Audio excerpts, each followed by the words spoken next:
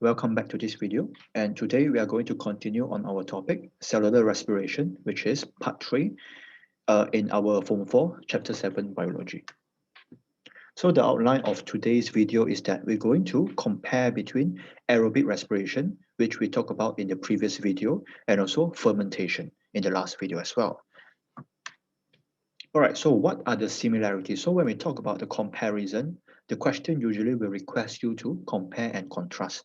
So when you see the words compare and contrast, you must always answer the question in similarities and also differences, okay? You can describe it in your in one table, that's fine, okay? Or you want to make it in point form or essay form, that's good as well. So what are the similarities between aerobic respiration and also fermentation? Okay, so they are similar in this point. So they are both breakdown process of glucose and its conversion to chemical energy. So just that in aerobic respiration, the energy will be in a very high amount of energy, while for fermentation, due to the limited oxygen, the chemical energy produced is usually very low, okay, when compared to aerobic respiration. And both of this process, aerobic respiration and also fermentation, they begins in the cytoplasm, okay? They're going to begins in the cytoplasm. So glycolysis always happens in the cytoplasm. While for aerobic respiration, when there's oxygen, after glycolysis, the products will be pyruvate and they will undergo oxidation of the pyruvate. And that part, the second part for aerobic respiration, will be happen in our mitochondria. Okay, so but for both of the process in the beginning, they're going to happens in the cytoplasm, and both of these process can be happens in yeast, in bacteria, in animals, and also in plant cells. Okay. So all these yeast, bacteria, animals, or even human, we can have both aerobic and also fermentation. So specifically, let us talk on the human cell. So in human cell, of course, most of it we have oxygen, which is very vital for our survival. So for our human cell, we will use aerobic respiration all the time. But when do we use fermentation, especially a lactic acid fermentation? We will use it when we are having a vigorous exercise or a strenuous exercise. So when the oxygen intake is lower than the oxygen demand. So our body will not undergo aerobic respiration, and our body will undergo a process known as lactic acid fermentation, and lactic acid will be produced. Okay. So in all this, including human cells, both of these process, aerobic respiration and also fermentation, can happen. And both of these processes produce chemical energy in the form of ATP, but they are differs in the amount of the energy, specifically in the unit of joules. Okay, and then both of these process going to begins with glycolysis, as what we explained just now. They're going to begins with glycolysis, and they begins in the cytoplasm.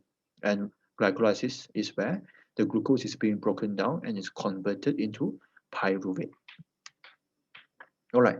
So what are the differences between aerobic respiration and also fermentation? So this is a table showing the differences of them. So aerobic respiration, fermentation. So aerobic respiration is breakdown of glucose in the presence of oxygen. Okay. So presence of oxygen is the key point here. And fermentation is where there's breakdown of glucose without oxygen or even in a limited oxygen condition. Okay, good. And occurs both of these aerobic respiration going to occurs in cytoplasm and mitochondria, as what I described in the previous video or even just now. Aerobic respiration, at first the glycolysis process, breakdown of glucose into pyruvate going to happen in the cytoplasm. But after the formation of pyruvate are going to be oxidized. Okay, so the oxidation of pyruvate going to happen in the mitochondria. However, for fermentation, all the process of fermentation only occurs in the cytoplasm. And aerobic respiration, the product will be, they always produce water, okay? So the product will be energy, water, and also carbon dioxide. And for fermentation, they do not produce water. They will either produce, if alcohol fermentation, they will produce alcohol and also low amount of energy. If lactic acid fermentation, they're going to produce lactic acid and also a low amount of energy as well. So they will not produce water for fermentation. And next, glucose is oxidized completely. So the keywords here is completely. In aerobic respiration, the glucose are being oxidized completely into carbon dioxide and water and also energy. So they are being oxidized completely because there are enough of oxygen for them to do so, okay? And however, for fermentation, due to the limited amount of oxygen, they are not oxidized completely. Okay, so they are not oxidized completely and into alcohol, carbon dioxide, or even lactic acid.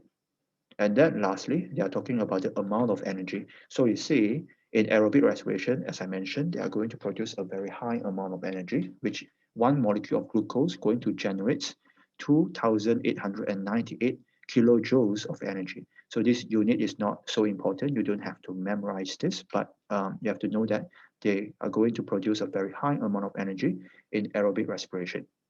And besides, on the other side, the fermentation, they're going to produce a very low amount of energy. See, for alcoholic fermentation, they only produce 210 kilojoules for one glucose, okay? And for lactic acid fermentation, even lower, which is 150 kilojoules only, okay? So they differs from the amount of oxygen. So these 5 points are very important for you to remember as the differences of the aerobic respiration and also fermentation.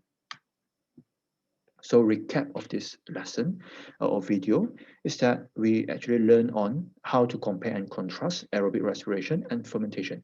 So when you see compare and contrast, you can always answer them in a table showing the similarities and also the differences in point form or in essay form, but in the best way, describe them in the table form during the examination. And that's all for today's video. Thank you very much, and I'll see you in the next video. Bye bye.